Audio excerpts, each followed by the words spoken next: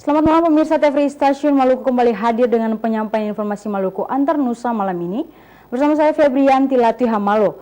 Mewakili penyampaian Maluku Antar Nusa dapat Anda ikuti kilas berita utama malam ini.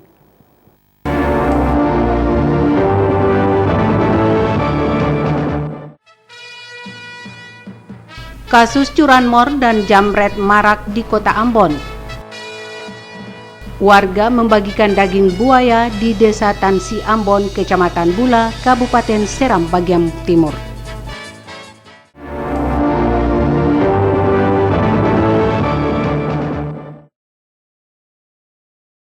Demikian berita utama malam ini, kini ikutilah berita selengkapnya.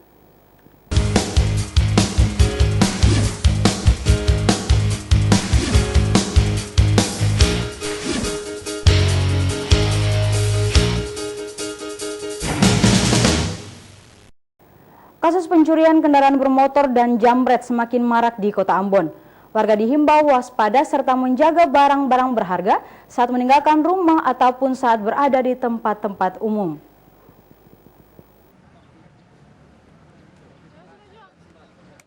Aksi pencurian dan penjambretan semakin merajalela di Kota Ambon. Selama sepekan terakhir, 6 kasus pencurian dilaporkan warga ke aparat Polres Pulau Ambon dan Pulau-Pulau Liase.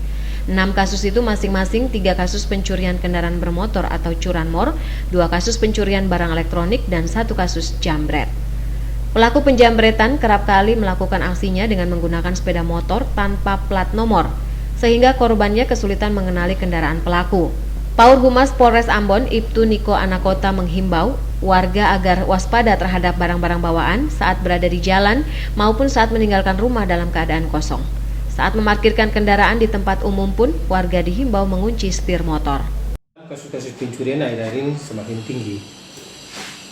Untuk antisipasi supaya pihak dari masyarakat untuk mengamankan masing-masing, jadikanlah diri sebagai polisi. Bukan mengharapkan untuk polisi sendiri untuk menjaga masing-masing daripada rumah maupun tempat-tempat yang dianggap bahwa memberikan peluang untuk pencuri. Aparat kepolisian sementara mengusut sejumlah kasus yang dilaporkan warga tersebut. Jumat pekan lalu, 2 pelaku curanmor ditangkap Satuan Buser Polres Ambon. Keduanya ditangkap di Desa Tulehu, Kecamatan Lehitu, Kabupaten Maluku Tengah. Tim penyidik masih melakukan pengembangan terhadap kedua tersangka karena disinyalir masih ada pelaku lainnya yang terlibat dalam curanmor tersebut. Christine Sipahelut Kurniawan melaporkan. Buaya yang ditangkap warga Desa Tansi Ambon, Kecamatan Bula, Kabupaten Seram bagian timur Sabtu sore, dipotong warga setempat. Beberapa warga mengambil daging hewan reptil ini untuk dimakan.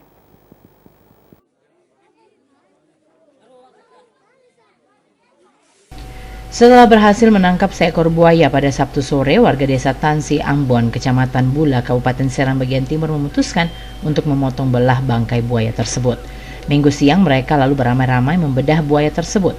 Sebelumnya warga terlebih dahulu menggali lubang sedalam 1 meter dan luas setengah meter di sekitar lokasi itu. Di atas lubang diletakkan beberapa potong kayu.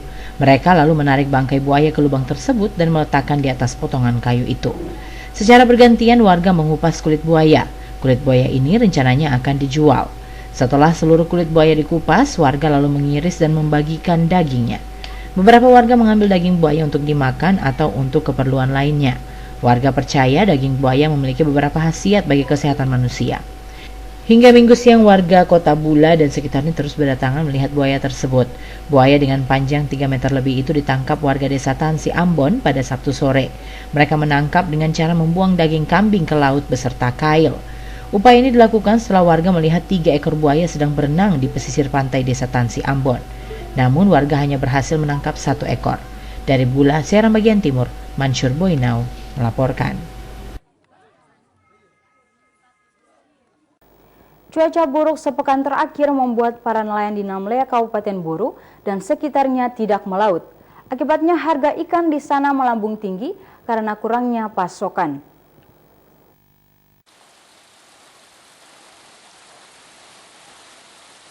Angin kencang dan ombak disertai hujan mulai berdampak terhadap hasil tangkapan nelayan. Salah satunya dialami para nelayan di kawasan Nametek, Kecamatan Namlea, Kabupaten Buru. Beberapa hari terakhir, para nelayan mengeluhkan sedikitnya hasil tangkapan mereka akibat cuaca buruk. Kondisi tersebut membuat pendapatan para nelayan di sana berkurang. Namun demi kehidupan sehari-hari, mereka nekat melaut meski dihadapkan dengan cuaca buruk. Namun mereka pun harus ekstra hati-hati dan tidak terlalu jauh melaut akibat angin dan gelombang tinggi. Cuaca memang agak sedikit buruk, Pak. Soalnya satu hal hujan dan kedua ada sedikit kendala ombak. Satu hal yang kendala yang paling besar di sini, terutama di hujan ini. Kalau saya bodi-bodi ini saya pernah lihat di pinggir pantai begini semua hilang, semua ke laut semua. Sementara para pemasok ikan keluar Buru mengaku merugi akibat cuaca buruk. Selain itu, menurunnya pasokan ikan berdampak pada kenaikan harga ikan di pasar. Minta minyak, minta BBM untuk melaut, terus besoknya hujan, ombak, angin, mereka nggak ngelaut, ya jadi saya rugi. Jelas itu rugi total karena tidak ada pemasukan buat saya. Pengeluaran masih ada tapi tidak ada pemasukan. Kurang karena cuaca tuh.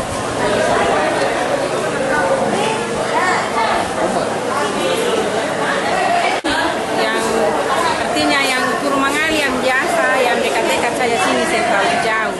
Dari Namlea, Eren Tasik Jawa melaporkan. Terima kasih Anda masih bersama kami dalam program Maluku Antar Nusa. Kini kita ikuti Maluku Antar Nusa selanjutnya. Potensi perikanan dan pariwisata Maluku mendapat perhatian dari pemerintah Manila, Filipina, dan Republik Palau. Perhatian itu ditunjuk lewat kunjungan tim KBRI Manila dan Konsul Kehormatan RI di Republik Palau di Ambon hari ini. Ketertarikan pemerintah Manila dan Republik Palau terhadap kekayaan alam Maluku ditunjukkan lewat kunjungan tim KBRI Manila dan Konsul Kehormatan RI di Palau ke Ambon hari ini. Mengawali kunjungan tersebut, tim KBRI Manila bersama Konsul Kehormatan RI di Republik Palau yang diketuai oleh Duta Besar RI di Manila, Johnny Lumintang, melakukan pertemuan dengan pemerintah Provinsi Maluku pagi tadi. Dalam rapat ini, Duta Besar RI di Manila merangkap Konsul Kehormatan di Palau, Johnny Lumintang, mengatakan kunjungan itu untuk membuka akses antara Maluku dan Republik Palau sekaligus menjajaki kerjasama di bidang perikanan dan pariwisata.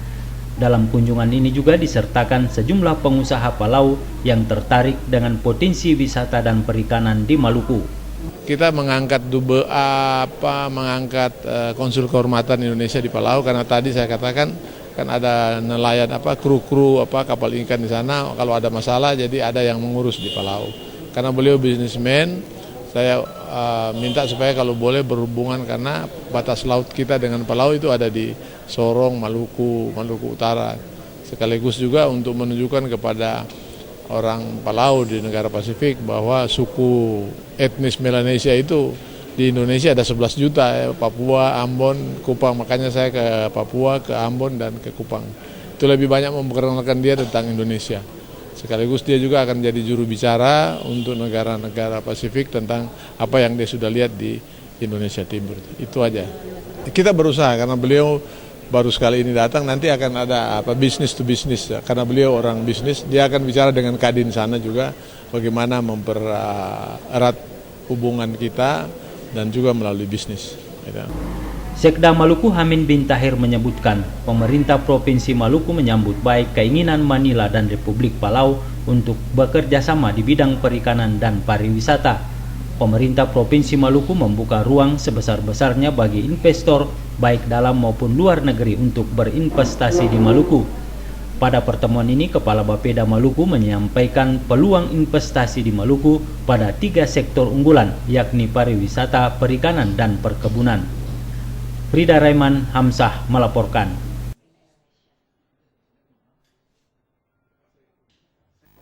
Asisten Ombudsman Perwakilan Maluku, Samuel Hatuleli, mengaku adanya laporan masyarakat terkait dugaan maladministrasi pada operasi bongkar muat di Pelabuhan Yosudarso, Ambon. Investigasi dilakukan Ombudsman menindaklanjuti laporan masyarakat, namun tidak ada temuan.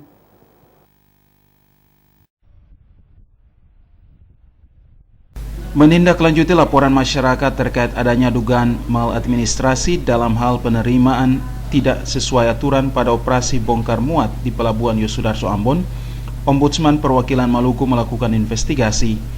Asisten Ombudsman Perwakilan Maluku Samuel Hatuleli menyatakan, investigasi itu masih sebatas mempelajari penerimaan negara bukan pajak dan penerimaan lain-lain oleh pihak pelabuhan.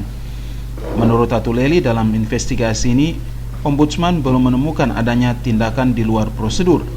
Dengan mempelajari regulasi yang ada terkait penerimaan, Ombudsman akan melakukan investigasi lanjutan. Berdasarkan laporan masyarakat, Ombudsman Perwakilan Maluku telah mendatangi otoritas pelabuhan dan selanjutnya akan mendatangi pihak-pihak terkait seperti Pelindo dan Pelni. Melki Ratu Saule, Sarles Polaman melaporkan.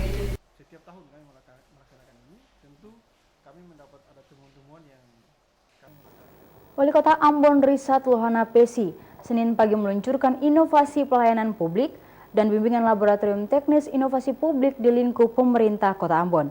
Kegiatan tersebut menghadirkan narasumber dari lembaga administrasi negara.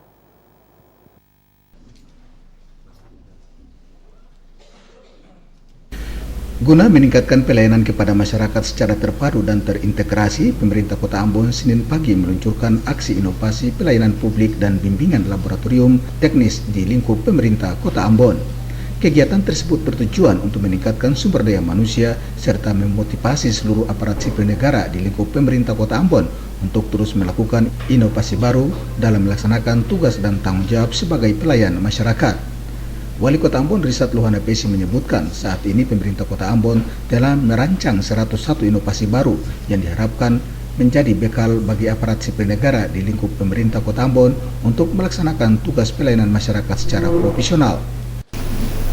Dengan pendekatan desentralisasi dan mengedepankan otonomi daerah, di mana pemerintah memberikan kewenangan yang besar kepada pemerintah daerah untuk bisa mengatur rumah tangganya sendiri, maka tidak ada pilihan lain kecuali kita harus meningkatkan kinerja kita. Tanpa langkah-langkah inovasi, saudara, kita akan tertinggal jauh dengan kota-kota lain di Indonesia.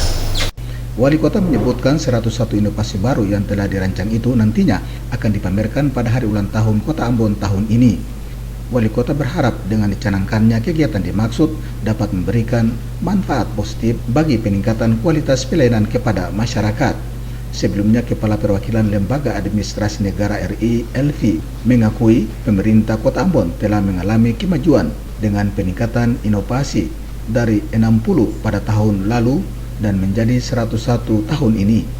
Dengan peningkatan tersebut, diharapkan seluruh tugas-tugas pelayanan di lingkup pemerintah Kota Ambon dapat berjalan maksimal dan terintegrasi.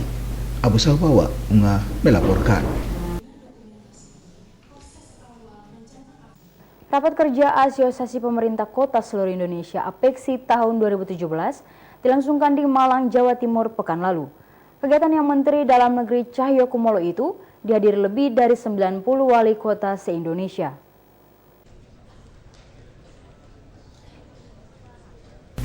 Lebih dari 90 wali kota seluruh Indonesia turut hadir dalam pelaksanaan Asosiasi Pemerintah Kota Seluruh Indonesia ke-12 di Malang, Jawa Timur. Menteri Dalam Negeri Cahyokumolo memberikan apresiasi positif bagi sejumlah kota yang telah meraih prestasi di berbagai bidang pembangunan termasuk Kota Ambon.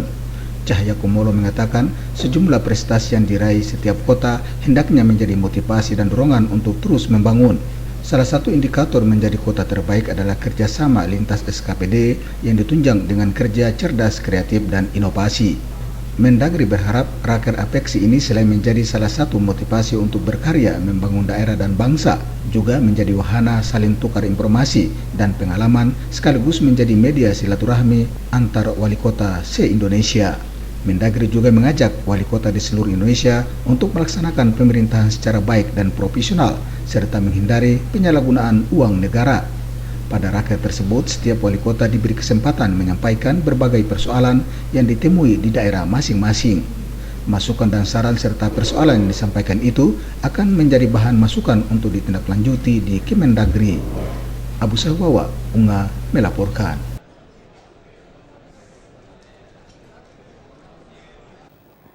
IAIN Imam Rizali Ambon kembali melahirkan 200 sarjana strata 1 baru dan 8 orang magister. Tahun ini IAIN Ambon memberlakukan aturan wajib mahir baca Al-Quran bagi calon wisudawan.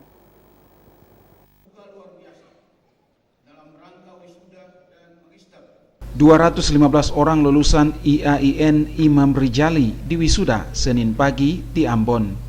Mereka terdiri dari 207 sarjana strata 1 dan 8 orang magister.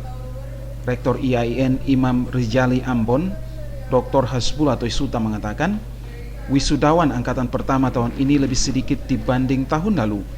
Hal itu dikarenakan IAIN menerapkan syarat cakap membaca Al-Quran dan mengajarkannya kepada masyarakat bagi calon sarjana baru. Jika mahasiswa memahami pentingnya terpenuhinya syarat ini, maka mereka akan belajar membaca Al-Quran dengan benar.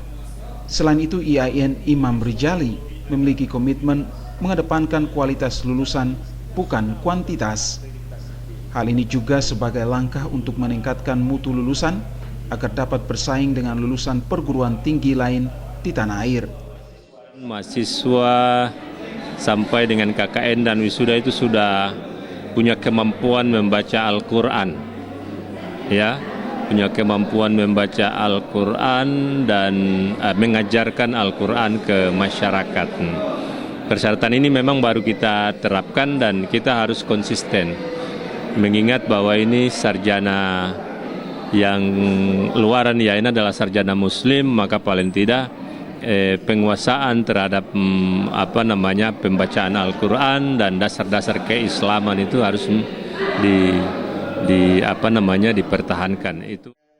Toisuta mengemukakan para wisudawan ini telah memenuhi syarat untuk diberikan gelar sarjana strata 1 dan magister.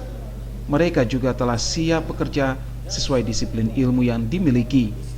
Saat ini IAIN Imam Rizali sedang memperjuangkan peningkatan akreditasi kelembagaan dari BKA.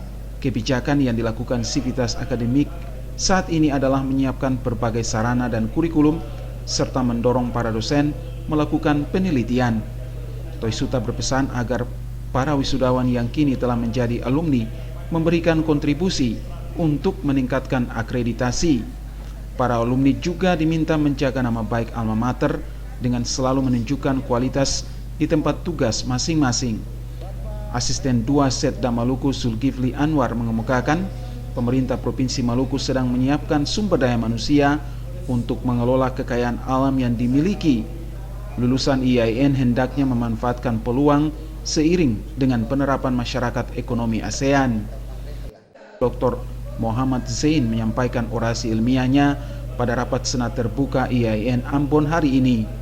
Menurutnya, tantangan yang dihadapi masyarakat Indonesia saat ini adalah komunikasi antar budaya serta rencana kemakmuran. Untuk menghadapi tantangan itu dibutuhkan kualitas pendidikan yang memadai. Untuk itu lulusan IAIN diminta meningkatkan kemampuan mereka untuk mewujudkan kemakmuran. Rahmalah Tukunsina dan Hamzah Tomia melaporkan.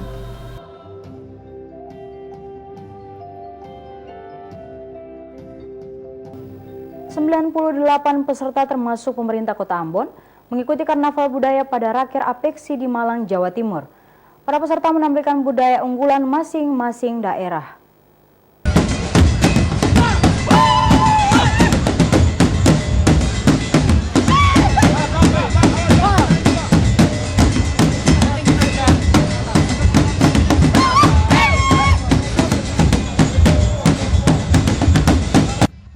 Kota Ambon juga mengambil bagian karnaval budaya yang dilaksanakan dalam rangka Raker Apeksi tahun 2017 di Malang, Jawa Timur.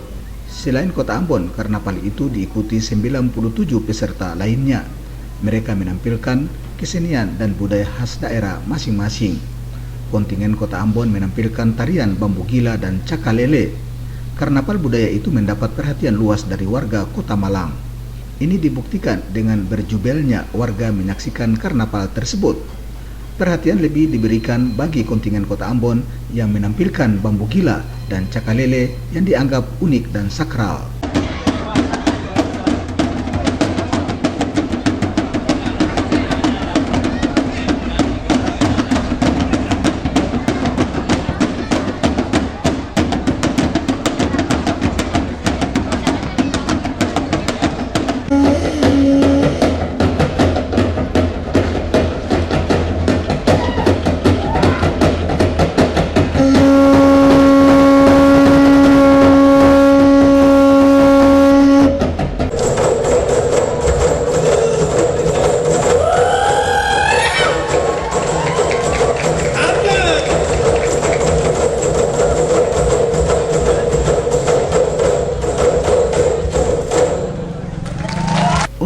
mempererat hubungan antara Kota Ambon dan Kota Malang, Jawa Timur, Wali Kota Ambon Rizat Lohanapesi memberikan cenderamata bagi Wali Kota Malang Muhammad Anton. Keduanya juga berkomitmen membangun hubungan baik dan bertukar pengalaman bagi kelancaran pemerintahan dan pembangunan di daerah masing-masing.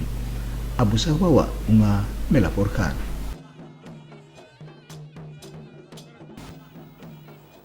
Kafilah DKI Jakarta ditetapkan sebagai juara umum seleksi tilawatil Quran tingkat nasional ke-24 di Tarakan, Kalimantan Utara. Sementara kafilah Maluku hanya meraih juara harapan pada cabang hifzil 30 juz dan tafsir bahasa Arab.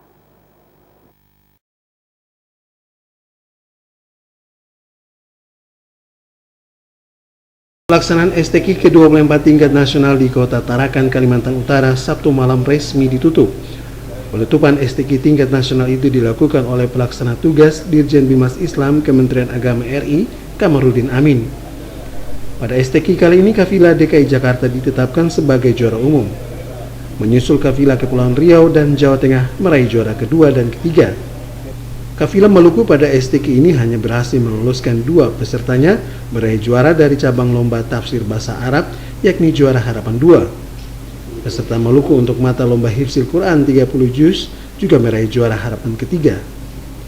Wakil Gubernur Kalimantan Utara, Udin Hyang-Gio mengatakan, STQ nasional di Kota Tarakan telah melahirkan qori dan qori'ah, hafiz-hafizah handal dalam membacakan Al-Quran.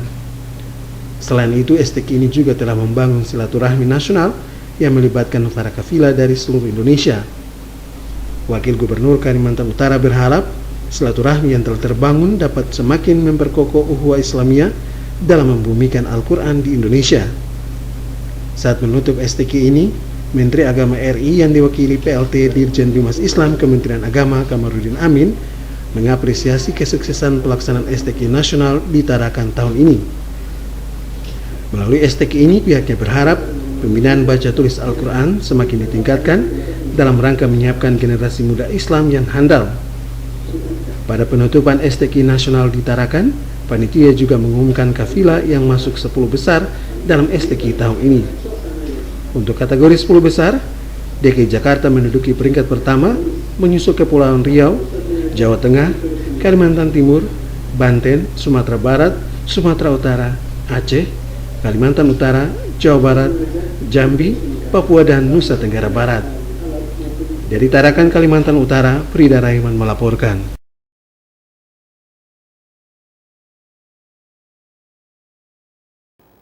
Penolakan terhadap narkoba dan radikalisme disuarakan oleh pemuda Maluku dalam lantunan musik semalam. Kegiatan tersebut digagas KNPI Maluku sebagai bagian dari upaya pemuda memberantas penyalahgunaan narkoba dan radikalisme di Maluku.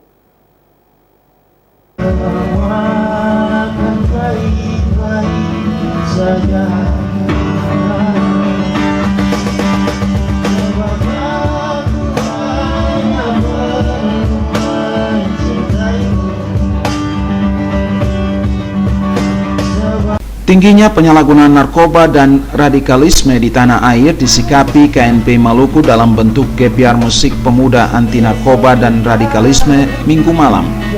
Gebiar musik itu menghadirkan musisi-musisi muda yang menyuarakan tentang bahaya narkoba dan radikalisme di kalangan pemuda. Ketua KNP Maluku Subhan Patimahu mengatakan gebiar musik anti narkoba dan radikalisme merupakan tanggung jawab pemuda dalam memerangi penyalahgunaan narkoba di kalangan pemuda, khususnya di Maluku. Menurutnya, narkoba dan radikalisme merupakan musuh negara yang harus dibasmi melalui pergerakan pemuda. Patimahu yakin musik merupakan salah satu media efektif untuk memerangi penyalahgunaan narkoba dan radikalisme di kalangan pemuda.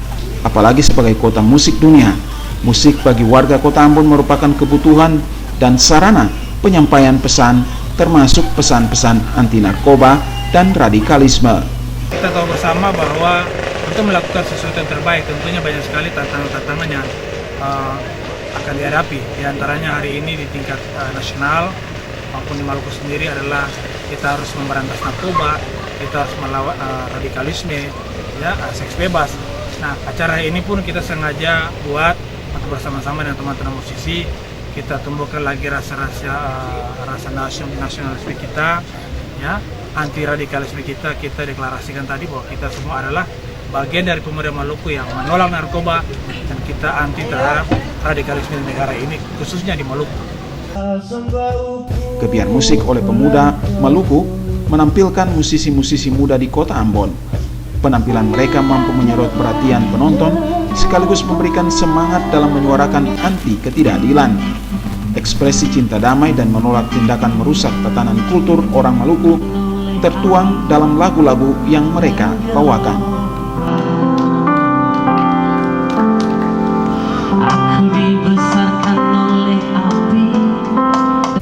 Riki Nikiyulu dan Pani Litait melaporkan.